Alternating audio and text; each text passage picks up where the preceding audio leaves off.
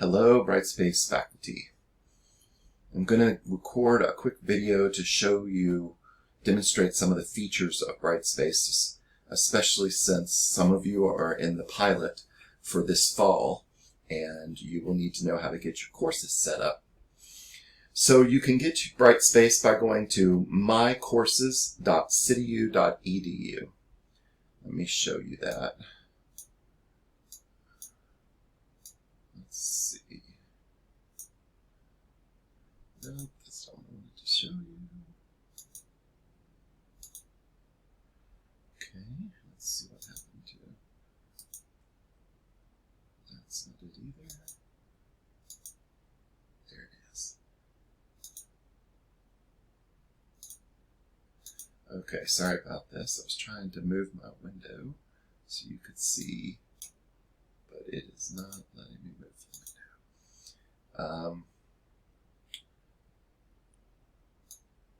There we go. So mycourses.cityU.edu, and that will take you to a single sign-in that should sign you immediately into the City University space. And when you get here, you'll see this wonderful main landing page, which has information. It should show you courses here, but if it doesn't, if you just go to fall 2022, you can see the courses that are available for the fall, and you should find your course here. What I'm going to show you today is just give you a little bit of access to what we do in Brightspace, and then you will have a training if you haven't had one already. We're doing another one this week. Mary records those, so if you haven't had the training, be sure to contact Mary to get access to the recording of the training, just so that you know how to navigate the area. There are different instructions set up, and in the classrooms themselves, you will see that they are set up so that you can, there is a guide that guides you through setting up your class. Now, one of the things to note is a quick way to get to your any course that you want is by clicking on this Select a Course button here at the top. And that brings a list of courses that you can pin or that you have access to.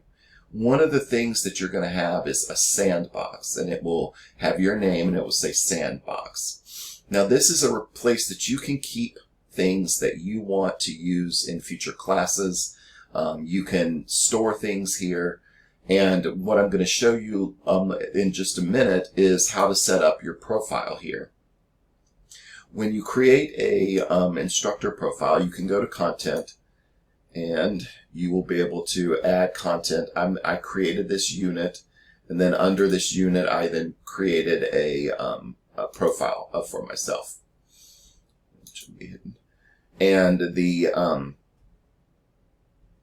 this profile I then saved to the Learning Objects repository. And when you do that, it becomes open to anyone at CityU to see, to be able to search for it. And then you can also add it to your class, and it will keep this up to date. So if you update this, it will also update in your course. So that is a benefit to having that you can link it here. Also, just it makes it's good to have because it's just easier than having to recreate it every quarter. Okay, so let's go and look at a class itself. I'm going to go into data analytics. Oh, that's the master. Let me find the live one that's coming up. So search for it. I'll do 552, and here we go. So this is in, of course, the OA format. This is online asynchronous, which means they don't have discussion boards, is really what it means. And they're not technically going to have due dates. However, you are going to put in due dates because it helps to guide the student. The languages, these are suggested due dates, and there will not be late points assigned to those students for not getting their things in on time. Okay, so you see that when you go into a class, you have the course home, the content, assignments, grades, library, reading list, and communication. Under communication, you'll see announcements, CityU email, Instant Messages, virtual classroom. these are all tools that you can use. We are moving away from using announcements as a means of communicating with the students, and instead we're going to use this activity feed here.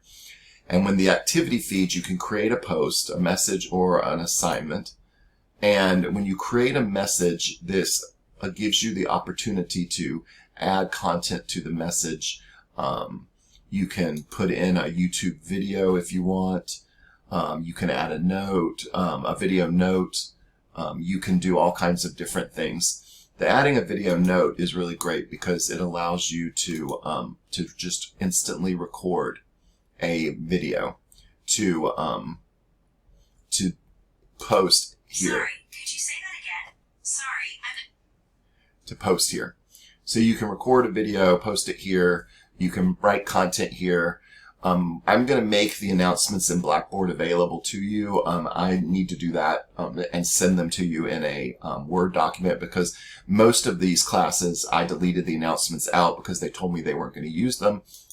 Now they've changed their mind and they are going to use them, but in a different way. So if you go to the announcements page, you may see announcements there. You may not. You should see a welcome announcement at least, but I deleted some of those as well. So we may need to add those back. But for the most part, you'd want to go in and post messages in this little message area that is on the course homepage. What that does is it will send it out to students. It also allows students, when you create a message, it also allows students to comment on the message. So if they have a question, they can put a question there. You can turn that off so that they can't comment on it, but we really do want it to be kind of a discussion with the students. So, okay, so let's go back. Now, the next area to pay attention to is the content, because the content area is where all of the information is that students will have. As the instructor, you also have a how to prepare your course. This isn't shown to students. You can see that because it has an eye with a line through it. It means it's hidden. This tells you how to use Brightspace requirements. It tells you how to do the online asynchronous delivery, class shell preparation checklist, reading list management. Tells you how to use the reading list on Leganto to add resources if you want to, how to take attendance, grading, humanizing your class, and then guide to feedback. So all of the things you need to know are in there, and that's available to you all quarter. The first thing the students see, though, is the syllabus schedule and course team. So in Brightspace, when you click on one of these units, you will see there's a unit head page. On that, you'll see the course syllabus and the course schedule. You're going to want to download these and edit them and get them ready for the class. When you do that, then you can come back here and you can hit edit, and you can go in and update those links with the new paper that you're doing. In order to do that, I don't have one to show you right this second, but when you go into edit, it's basically similar to what you did in Blackboard. You have all of these tools available to you, and you'll see that there are links. When you click on a link, it shows you the link. You can also edit it. Let's see. Pop up. There we go. And when you edit it, you can go in and add to it, tell it where to go into a new window or not go into a new window. You can also relink it to other things. If you then have the, hold on just a second. Okay, and we're back. So what I wanted to check on is how to update these links, and there's no real way to update them like we used to do in Blackboard. So you just replace them once you've edited your document. And one of the things I'm going to show you really quickly with the syllabus is you are going to need to go in, since the OA format is not supposed to have points taken off for lateness, we are going to need to update the late policy. And what we want to update this to is basically telling them that they need, there will be suggested due dates, but late points will not be taken off. However, all work must be submitted before the end of class. So basically, that way they understand that they need to turn in their work. And I'll work on making that a little bit better, so that we have some kind of way of doing it. So give me a second and I will edit this. Okay, I have edited this late assignment to basically tell them that they will have suggested due dates. Points will not be taken off if the work doesn't come in by that date. However, all work must be turned in by the end of the 10-week class period. So I've edited that. I'm now saving it, close out of it, and then how are we going to get that document into here? Well, it's fairly easy. Let's wait for this to disappear. So what you will do is you go here, you highlight, you click on the link, you go here to Content, Insert Stuff is what it's called, and you're going to want to insert something from your computer. You choose the file in which to update, and I'm going to use this course syllabus here. I'm going to open it, and then I am going to hit Upload. It will upload it to the course file, creates a link for it, but you want to call the link Course Syllabus. Refresh the preview. You can see what it's going to look like. Hit Insert, and it inserted it in the middle of that link. Okay. Clearly, first I need to remove the link. Let's delete that. So then this is another link, and this is the other link. So I'll delete that link. There we go. So first delete the link, then replace it. Did I spell syllabus wrong? Right? No. Getting too old for this. So anyway, that, and then you just update it 2021. So you can do the same thing for the course schedule. You just highlight it, remove the link, highlight it again, go up here to Insert Stuff, go to your computer, locate the file that you wish to insert, which would be this one. Hit Open, Upload, overwrite this existing file. So we're overwriting the file because it already exists.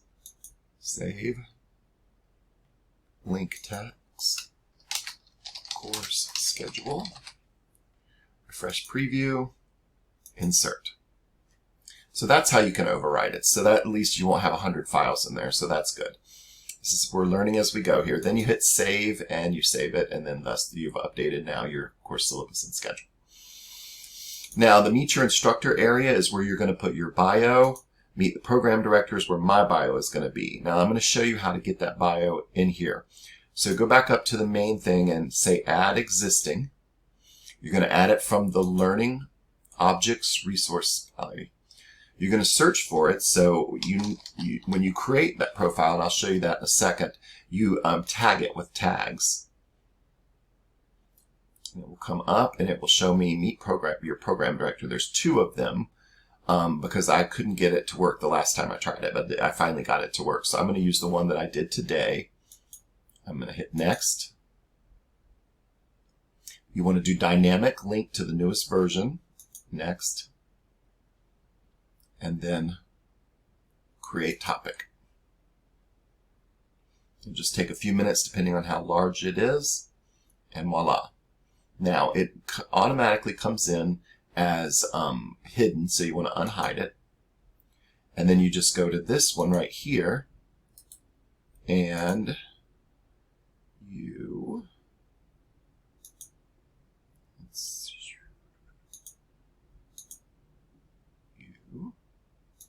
delete it. There we go. It's going to ask you to remove the topic, but keep the files or permanently delete it. If you know you're not going to use any of the files connected to it, you want to just permanently delete it. So you hit delete. Now it's gone. Okay. So now when they click on this, they're going to get a link to the bio that I created in my content area. Now, how do you do that? Let me show you how to do that. When you go into your Sandbox and you initially arrive at the page, you go to content and there won't be anything there. So what you do is create a new unit, and I named mine Learning Object Repository Materials. And then you go down and you won't see anything there. So what you'll do is you'll add create new. You're going to create an HTML document. It's going to come in there. You're going to title it Meet Your Instructor. And then you're going to go down here, and what you're going to want to do is add in a template. And the reason you're going to do that is because we want it to all be similar. So to add in a template, you go here. Let's see. Not here. You'll go here. There we go. The little drop down arrow on the side, and you're going to go to Meet Your Facilitator as the object. And then you're going to change this, add your stuff to it. When you go to the picture, you're going to need to insert a picture. If you hit Edit Image, that will not do it. I tried that for days. Instead, just click on it like it's already highlighted, and then go up here to the content, and then do off your computer. And that will add the picture and replace this picture with your picture. You see they want it to be at least 600 pixels wide. So Meet Your Facilitator, that's what they're calling it. Okay. And then save. And once you've saved it, it will be there. It will be updated. And then what you want to do is you want to add this to the learning archive. And you do that by clicking here, Publish to LOR. It's going to come up. It's going to ask you to pick a repository. It will be City University of Seattle. You're going to hit Next. It is going to tell you what it's going to attach to this. You hit Next again. And this is the area where you can add keywords. So you just put a comma, and you can hit bio, or you can put in, I like to put in my CityU email address. Just the first part of it, so then I have that there and I can search for those keywords. Then you hit Publish, and it will publish it. Once it's published, then you'll be able to search for it. You'll go back to your class, you'll search for it, it'll come up there. Now what you're also going to see is that there is an area in the first part of the page which you can also add your faculty information to, but you can only do a very short blurb here about yourself. So this is going to be here still, so you can update that. You can add your Facebook, your LinkedIn if you wish to, and to do that you just go here and you hit Edit. So drop down, hit Edit, and edit that. Now you'll see that the assignments come up here, and they're in order of how they're done, and then there's a final assignment here. So I've just divided these up into exercises, which are the things they'll do each week, instead of discussion boards for this online asynchronous format, and then the final project. So what you'll do is when you update your course schedule, and you have all the times and dates that everything is going to be due, you can come in here, and this is the thing that is going to really save a lot of time, is you can highlight everything, and you can do bulk edit. Now bulk edit will then let you add due dates. So it has a due date. The first due date for this course is going to be on October 10th. Boom. Then you want to make this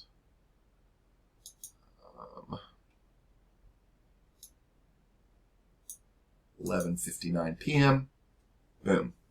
Now this has a due date now. And what that will allow for, and the reason we put those in, is because then it will come up on the course homepage under the calendar right here. So you can see students have this calendar that shows them what is upcoming. It also will send students automatic notifications about the assignment coming due, so that when they don't get it done, it will come up and tell them to do it.